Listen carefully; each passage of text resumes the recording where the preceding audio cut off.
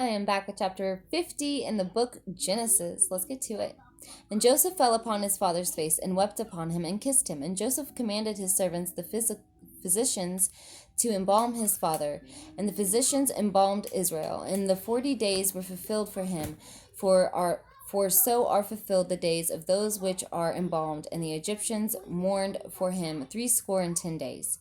And when the days of his mourning were past, Joseph spake unto the house of Pharaoh, saying, If now I have found grace in your eyes, speak, I pray you, in the ears of Pharaoh, saying, My father made me swear, saying, Lo, I die in my grave, which I have digged for me in the land of Canaan, there shalt thou bury me. Now therefore let me go up, I pray thee, and bury my father, and I will come again. And Pharaoh said, Go up and bury thy father, according as he made thee swear. And Joseph went up to bury his father, and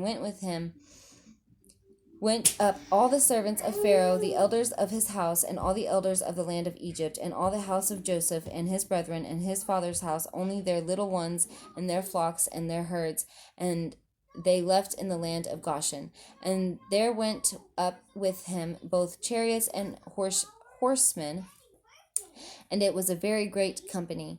And they came to the threshing floor of Atad, which is beyond Jordan, and there they mourned with a great and very sore lamentation, and he made a mourning for his father 7 days. And when the inhabitants of the land of Canaanites saw the mourning in the floor of the Atad, they said, This is a grievous mourning to the Egyptians, wherefore the name of it, which called Abel Mizraim, which is beyond Jordan. And his sons did unto him according as he had commanded them.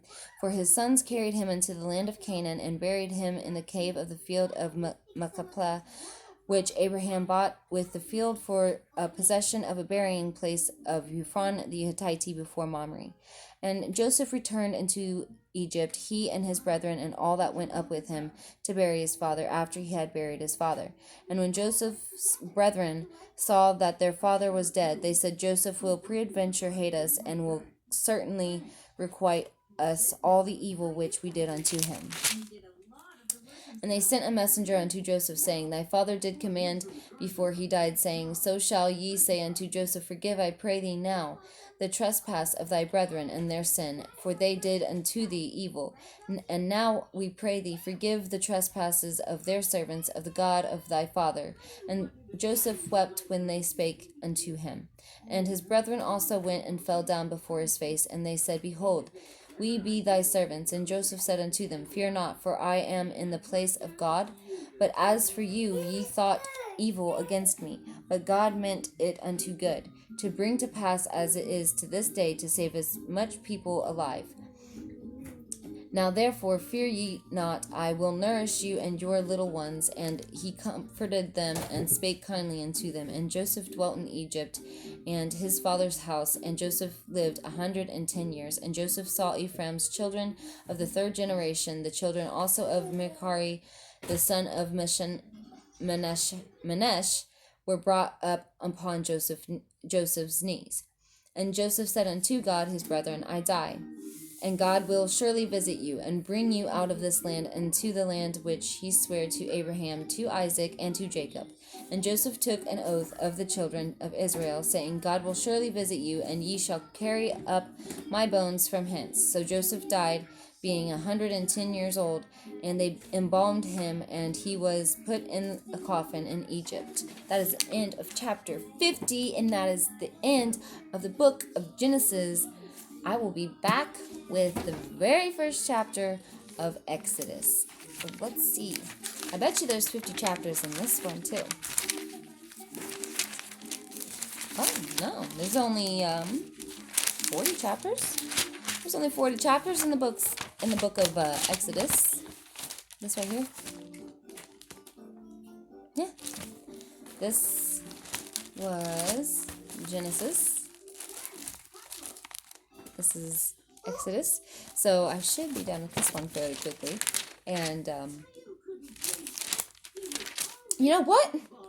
Yeah, I'm going to read the first chapter of Exodus. Let's get to it. Now these are the names of the children of Israel, which came into Egypt, every man in his household, which came with Jacob. Reuben, Simon, Levi, and Judah, Issachar, Zebulun, and Benjamin, Dan, and Naphtali, Gad, and Asher. And all these souls that came out of the lions of Jacob were 70 souls. For Joseph was in Egypt already. And Joseph died, and all his brethren, and all the generation. And the generation of Israel were fruitful, and increased abundantly, and multiplied, and waxed exceedingly mighty.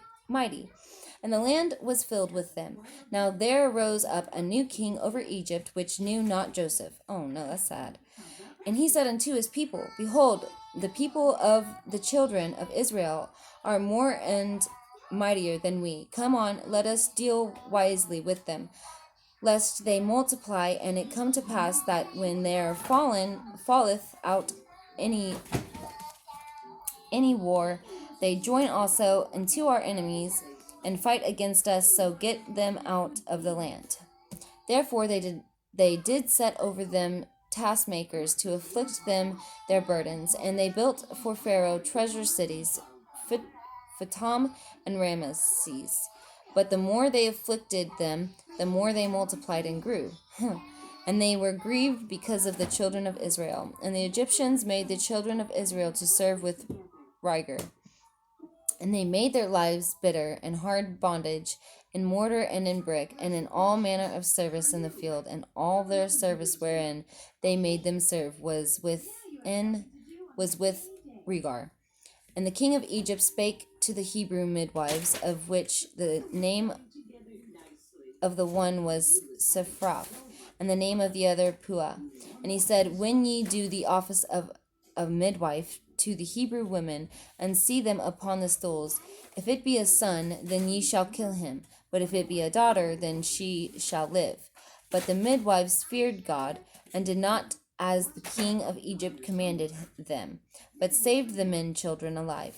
And the king of Egypt called for the midwives, and said unto them, Why have ye done this thing, and have saved the men children alive? And the midwives said unto Pharaoh, Because the Hebrew women are not as the Egyptian women, for they are lively, and are delivered are the midwives come in unto them.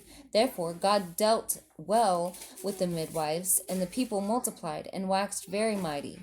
And it came to pass, because of the midwives feared God, that he made them houses. And Pharaoh charged all his people, saying, Every son that is born ye shall cast into the river, and every daughter ye shall save alive. That is end of chapter 1 in the book of Exodus. I do not like where that was going. Kill all the little boys and save all the girls? What? But anywho, that is the end of chapter 1 in the book of Exodus.